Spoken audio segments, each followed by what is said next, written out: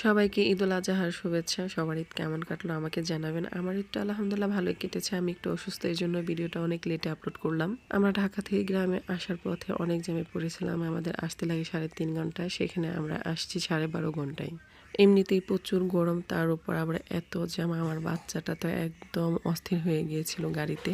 আমরা আরেকটু আগে এসে পৌঁছাতে পারতাম, ড্রাইভার ভাইয়াকে আগে বলে রাখা ছিল। আমি অনেক অসুস্থ, এর জন্য অনেক আস্তে আস্তে ড্রাইভ করে আসছে।